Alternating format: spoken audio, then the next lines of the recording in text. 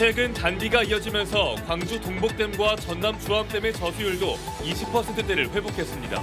광주의 제한급수 위기는 한숨 돌렸지만 전남 동북권 국가산단과 섬 지역엔 여전히 물이 부족합니다. 국회에서 논의 중인 선거제도 개편이 속도를 내지 못하고 있습니다. 정당별, 의원별 이해관계가 워낙 차이가 나기 때문인데 결국 무산되는 것 아니냐는 관측까지 나오고 있습니다. 호남에서 총선을 준비하는 민주당 소속 입지자만 70여 명에 달하고 있는 상황에서 이재명 대표 체제 지속 여부에 따라 선거 판세가 크게 달라질 걸로 보입니다. 국민의힘은 인지도를 갖춘 인물을 얼마나 내세우느냐에 선거 결과가 달렸습니다. 광주의 휘발유와 경유 가격이 다시 가파르게 오르고 있습니다. 유가 상승으로 진정되는 듯했던 소비자 물가 상승폭이 다시 커질 조짐을 보이고 있습니다. 여러분 안녕하십니까? KBC 8시 뉴스입니다. 지난주 내린 비의 영향으로 동복댐 저수율이 다시 20%대를 회복했습니다. 우려가 컸던 제한급수 위기는 일단 넘겼는데 봄철 모내기를 앞둔 농민들과 산업단지는 여전히 걱정이 많습니다. 조윤정 기자입니다. 광주 지역에 식수를 공급하는 동복댐입니다. 18%에 불과했던 저수율이 일주일 사이 22%대까지 올랐습니다. 지난주 사흘 동안 비가 내리면서 땅에 스며든 물이 조금씩 댐으로 유입된 영향입니다. 이 동복댐은 8월 말까지 고갈되지 않을 것으로 보이고 사실상 그 제한급수 위기는 넘어갔다 할 수도 있을 것 같으나 댐의 물이 채워지기 전까지는 아직 안심할 수 있는 단계가 아니기 때문에 6월 달까지 우리 시민분들의 절수가 아직은 필요한 상태입니다. 또다시 광주 전남 지역에 5mm 안팎의 비가 내렸습니다. 닷새 만에 다시 반가운 단비가 찾아왔지만 강수량이 많지 않아 가뭄 해갈에는 역부족입니다. 여전히 제한급수를 하고 있는 섬 지역을 비롯해 농번기를 맞은 농가에서는 물 부족 상태가 지속되고 있습니다. 이 양이 상당히 마늘에는 많은 영향을 줘요. 함께 비가 한 두 차례 정도 더 왔으면 마늘에 많은 도움이 되겠습니다. 공업용수 부족으로 공장 가동이 중단될 사태까지 우려하고 있는 여수광양 국가산단도 용수 절약 등에 나서고 있지만 자체 노력으로는 한계가 있습니다. 그나마 최근 간간히 내린 비로 주암댐 본댐 저수율이 열흘 사이 17.7%에서 20.9%까지 올라 최악의 상황은 벗어났다는 분석입니다. 저희도 계속 상황 모니터링만 하고 있는 거죠. 그렇게 물이 부족해버리면 공장 자체가 이제 끌 수밖에 없는 상황이니까. 근데 이제 아직까지는 그 정도는 아니어가지고. 광주지방기상청은 오는 금요일부터 이틀 동안 광주 전남 전역에 비가 내릴 것으로 예상하고 있습니다. KBC 조윤정입니다. 1년 앞으로 다가온 총선을 전망해보는 기획보도. 오늘은 선거 판세를 좌우할 선거제도 개편과 공천 룰에 대해 짚어봅니다. 국회 전원위원회가 선거제 개편을 놓고 난상 토론을 벌이고 있지만 각 정당은 물론 개별 의원들까지 입장차가 워낙 커 과연 제도 개편이 이루어질 수 있을지 의문입니다. 이상환 기자입니다.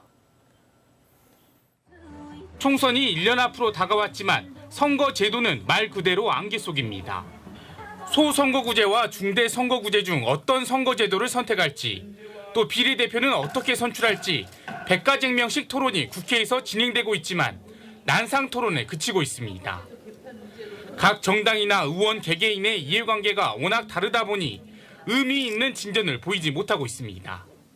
올해 3월을 기준으로 지역구 253석을 인구 비율로 조정해 보면 특정 지역의 의석수가 다른 지역에 비해 과대대표되어 있는 것을 알 수 있습니다.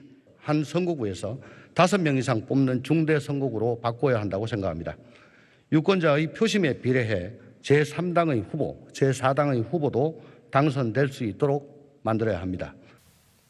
선거제도 개편의 논의와 달리 각 당의 공천 룰은 윤곽을 잡아가고 있습니다. 민주당은 당원 투표 50%, 여론조사 50%로 후보를 선출하되 정치 신인과 여성, 청년에게 가점을 주는 기존 공천 툴을 유지하기로 했습니다. 공천제도 TF는 일단 호남에서는 100% 경선을 원칙으로 전략공천은 없을 것이라는 입장입니다. 하지만 향후 정치 상황에 따라 전략공천 가능성을 배제할 수는 없습니다. 공천제도 TF는 이번 주 안에 최종안을 최고위원회에 보고할 예정입니다. 이번 시스템 공천은 경선을 원칙으로 합니다. 그리고 모든 경선은 계량화된 수치에 의해서 객관적이고 투명하게 실시를 하도록 계획을 하고 있습니다. 국민의힘 역시 인위적 교체가 아닌 객관적 절차에 따른 상향식 공천을 원칙으로 정한 가운데 그동안 공을 들인 호남에 얼마나 경쟁력 있는 인물을 내세울지 관심입니다. KBC 이상원입니다. 이처럼 정치 제도가 어떻게 개편될지 알 수 없는 상황에서 호남 선거는 특히 각 정당의 사정에 따라 변수가 많습니다. 민주당은 이재명 대표 체제가 유지되느냐, 국민의힘은 인지도 높은 후보군들을 내세울 수 있느냐에 선거 판세가 크게 달라질 걸로 전망됩니다. 이어서 이형길 기자입니다. 광주 전남 18개 선거구에 민주당 소속 입지자만 70명에 달합니다. 특히 이재명 대표 체제 이후 이른바 친명계 후보들이 많습니다. 민주당 법률위원장인 양부남 전 고검장과 이 대표의 변호를 맡고 있는 박균택 전 고검장, 정진욱 전 이재명 대선 후보 대변인 등이 대표적입니다. 결국 이재명 대표 체제가 이른바 사법 리스크를 이겨내고 내년 총선까지 이어질 수 있을지가 민주당 후보 선정 과정에도 큰 영향을 미칠 것으로 전망됩니다. 사법 리스크를 중심으로 한 어떤 정쟁의 문제, 이런 부분이 아마 이 호남과 광주에 있어서 여론의 향방을 가르지 않겠나.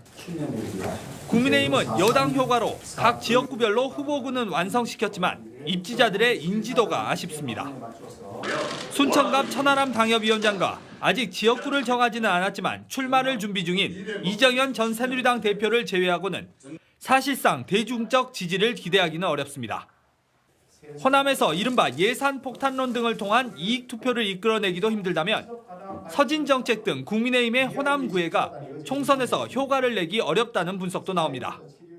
상당히 기대감을 갖고 서진 정책을 펴고 있는 것은 사실이지만 그러한 기대에 부응할 만큼 득표를 해 나갈 수 있을지, 그것이 하나의 어떤 변수가 되지 않을까, 이렇게 생각이 듭니다. 선거구제를 포함한 선거제도 못지않게 각 당의 지도부 상황과 후보군 선정이 호남 총선의 향방을 바꿀 변수로 떠오르고 있습니다. KBC 이영길입니다. 재창당을 위한 전국 대장정에 나선 정의당 이정미 대표가 전남을 찾아 새로운 정당으로 거듭나겠다는 의지를 밝혔습니다. 이 대표는 오늘 목포에서 기자회견을 열고 우리나라 전체 어획량의 58%와 전국 어업 인구의 37%를 배출한 전남이 후쿠시마 오염수 방류 위기에 놓였고 양곡관리법 거부권 행사로 농업도 위기를 맞고 있다며 전남의 끊이지 않는 가뭄과 기후 위기를 막아설 녹색 정당이 되겠다고 밝혔습니다. 이어 혁신 재창당으로 더욱 민심 가까이 달려가 1년 뒤 총선에서 전남 도민들의 선택을 받겠다고 강한 의지를 나타냈습니다.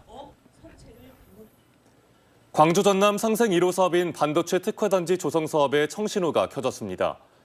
전라남도와 광주광역시가 초광역 협력 과제로 추진한 시각 인공지능을 위한 겸눈모방 신경모사 반도체 사업이 반도체 분야로는 전국에서 유일하게 과학기술정보통신부의 지역혁신 메가 프로젝트 공모에 선정됐습니다.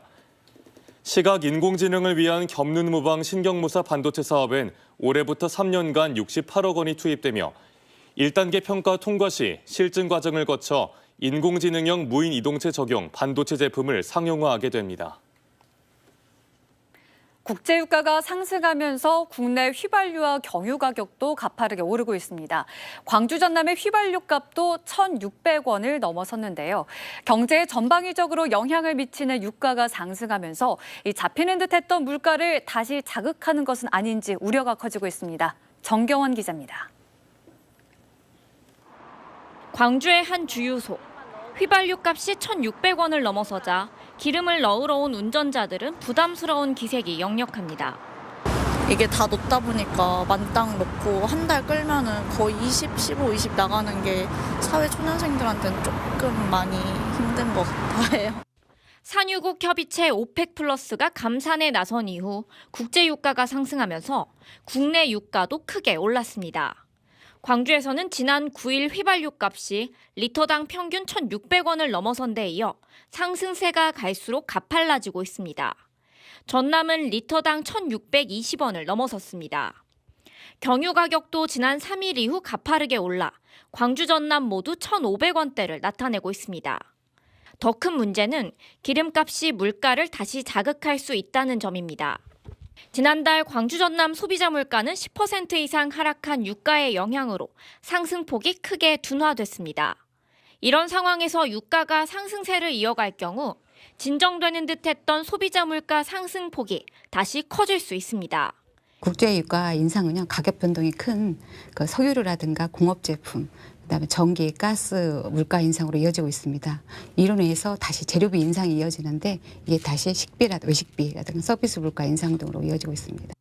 유가가 반등하는 가운데 이달 말 종료가 예고된 유류세 인하 조치의 연장 여부마저 아직 결정되지 않은 상황.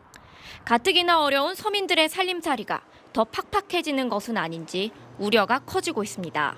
KBC 정경원입니다. 광주의 택시 기본요금이 1,000원 인상될 것으로 보입니다. 광주광역시는 어제 교통문화연수원에서 50여 명의 시민과 택시업계 관계자 등이 참석한 가운데 택시요금 인상을 위한 시민토론회를 실시한 결과 기본요금을 4,300원으로 인상하는 데 의견을 모았다고 밝혔습니다. 광주시의 현행 택시 기본요금은 3,300원으로 이번에 결정된 인상안이 시의회와 물가대책심의위원회 등에서 통과될 경우 이르면 7월쯤에 적용될 것으로 보입니다.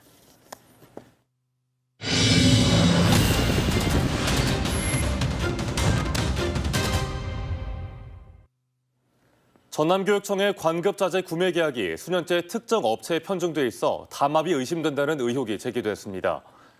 전라남도의회 전경선 의원은 임시회 도정 질문에서 최근 3년간 전라남도 교육청이 3자 단가 계약을 맺은 23개 지역 업체 가운데 A업체가 78건으로 총 21억여 원을 계약해 전체 50% 이상을 차지했고 2개 업체는 1순위를 번갈아 차지하는 등 특정 업체에 밀어주기 의혹까지 있다고 주장했습니다. 이에 대해 전남교육청은 특정 업체를 밀어주기 한 사실은 없으며 의혹 해소를 위해 수시 점검을 통해 개선하겠다고 답했습니다. 보성군 지주도의 한항구에 정박 중이던 어선에서 불이 나 선박한 척이 전부 탔습니다. 오늘 오전 11시쯤 보성군 벌교읍 지주도의 한항구에 정박 중이던 2.9톤 어선에서 불이 났으며 불은 선박을 모두 태우고 50분 만에 진화됐습니다. 소방당국은 선박 내에서 전기적 요인으로 불이 난 걸로 추정하고 정확한 피해 규모와 화재 원인을 조사하고 있습니다. 광주 지역 시민사회단체가 광주 비엔날레 박서보 예술상 폐지를 촉구했습니다. 광주 비엔날레 박서보 예술상 폐지를 위한 예술인과 시민 모임은 오늘 광주 비엔날레관 앞에서 기자회견을 열고 박정희 유신 정권 시절 관변 미술계의 수장인 박서보 작가의 이름을 딴 예술상을 제정하는 건 광주의 역사적 정체성에 부합하지 않는다며 즉각 박서보 예술상을 폐지하라고 주장했습니다. 또 100만 달러를 받아 광주의 이름으로 생존 작가 개인의 이름을 붙여 상을 시상하는 행위는 광주와 광주 시민의 자존심을 모독하는 행위라고 비판했습니다. 이에 대해 박 작가는 본인의 SNS를 통해 사실관계가 맞지 않다고 반박했습니다. 특전사 동지회가 국내 5.18 묘지 재참배를 추진 중인 것으로 알려진 가운데 광주 지역 시민단체가 재차 반대 입장을 밝혔습니다. 5월 정신지키기 범시도민 대책위는 오늘 언론 간담회를 열고 특전사회가 다음 달에 계획하고 있는 민주묘지 재참배 일정을 시민들과 함께 막아내겠다고 주장했습니다. 대책위는 특히 지난 2월 특전사 동지회가 일부 5.18 단체와 함께 진행한 대국민 공동선언부터 폐기해야 한다면서 진실된 고백 없는 묘지 참배는 반대한다고 강조했습니다. 대한민국 임시정부 수립일을 맞아 광주 전남에서도 기념식이 열렸습니다. 전라남도는 오늘 무안 항일 독립운동 기념탑에서 제104주년 대한민국 임시정부 수립 기념식을 개최했으며 참석자들은 민주공화국으로 시작한 대한민국의 뿌리와 선열의 정신을 되새겼습니다. 또 광주 남구 대성여중에서 열린 광주시 기념식에서 강기정 시장은 5.18 정신을 헌법 전문에 담고 김구 선생이 꿈꾸던 문화강국 대한민국 광주를 함께 이뤄가자고 말했습니다. 금호고속 노조가 사측의 임금 체불과 부당 정보를 주장하며 단체 행동을 예고했습니다. 민주노총 공공운수노조 금호고속 집회는 오늘 입장문을 통해 사측이 보유한 차량 대신 공동운수협정 차량을 많게는 40% 가까이 투입해 운수 종사자들의 임금 삭감과 퇴사가 이어지고 있고 임금 체불도 3년째 이어지고 있다고 주장했습니다. 노조 측은 오는 16일 투쟁 결의 대회와 서명운동에 나서는 한편 금호고속이 정부 고용지원금을 받고 있는 만큼 감사원 감사까지 청구할 계획입니다.